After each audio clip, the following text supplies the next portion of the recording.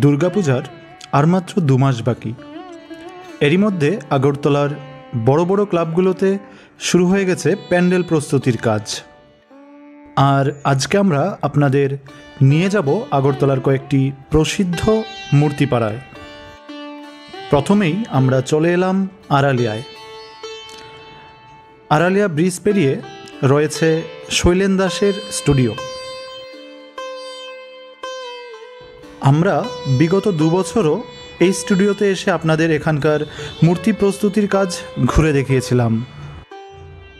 আগরতলার নামকরা মূর্তিপাড়ার মধ্যে এই মূর্তিপাড়াটি অন্যতম।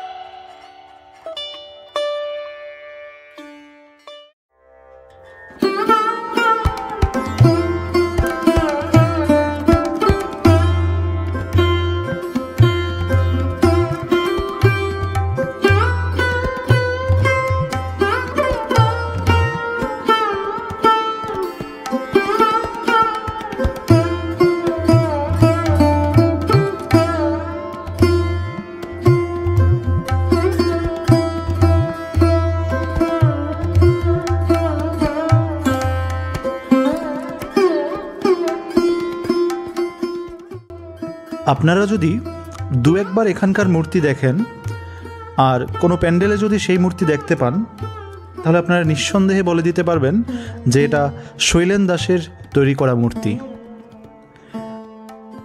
ওনার মূর্তি তৈরির যে প্রতিভা তা সত্যি অতুলনীয়।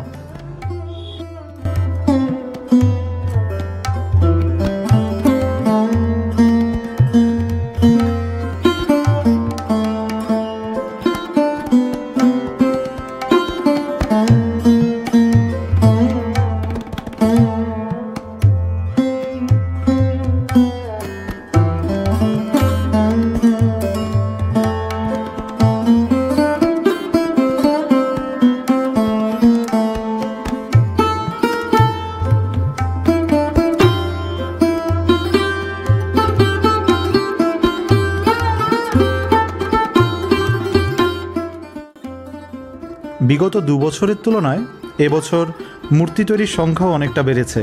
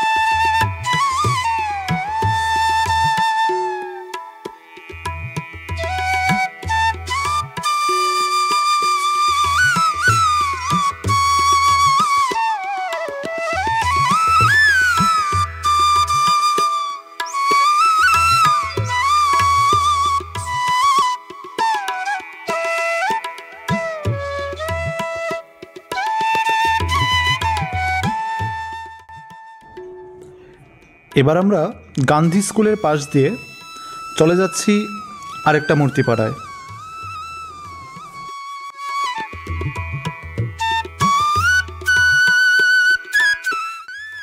এখানে রয়েছে আদি লক্ষ্মীনারায়ণ স্টুডিও, প্রতিমা শিল্পী অনিল পাল। কিন্তু দুর্ভাগ্যবশত আমরা এই স্টুডিওতে ঢুকতে পারিনি, কারণ স্টুডিওটি তখন বন্ধ ছিল। এই স্টুডিওর পাশেই রয়েছে মা ভগবতী স্টুডিও। তো চলুন আপনাদের এই স্টুডিওর মূর্তি তৈরির কাজ ঘুরে দেখাই।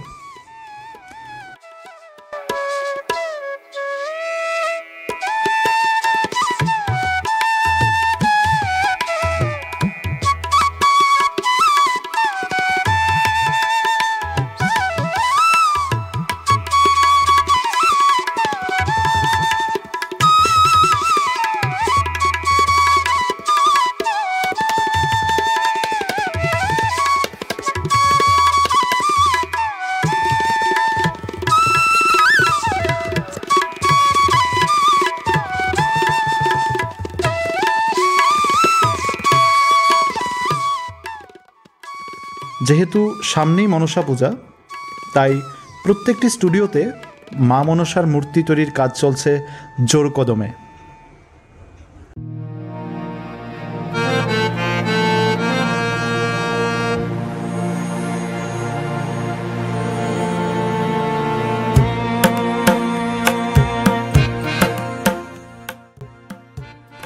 এবার আমরা বাঁধের পার হয়ে চলে এলাম বটতলার কাছে। এখানে বাঁধের পাড়েই একপাশে রয়েছে পিঙ্কি স্টুডিও। তো চলুন আপনাদের এই স্টুডিওর ভেতরের মূর্তি প্রস্তুতির কাজ ঘুরে দেখাই।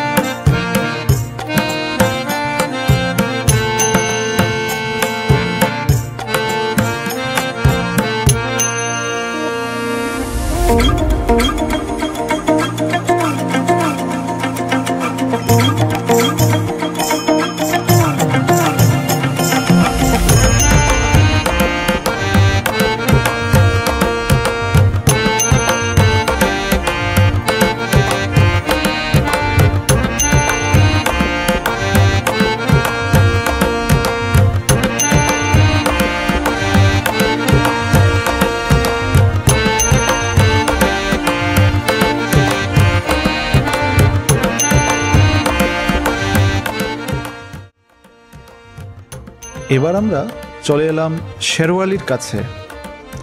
এখানে রয়েছে প্রসিদ্ধ মূর্তিশিল্পী উত্তম চক্রবর্তীর স্টুডিও। যদিও উনি ওনার বড় বড় মূর্তিগুলি সব ক্লাবের প্যান্ডেলেই প্রস্তুত করেন, ওনার এই জায়গায় যেসব মূর্তি রয়েছে তা সব বাড়ির যে পুজোর মূর্তি সেগুলো।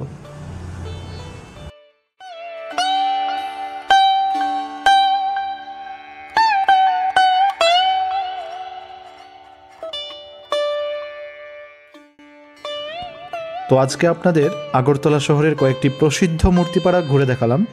কিছুদিন পর আরও কয়েকটি মূর্তিপাড়া ঘুরে দেখাবো। ভিডিওটি কেমন লাগলো অবশ্যই আমাদের কমেন্টে জানাবেন। ধন্যবাদ।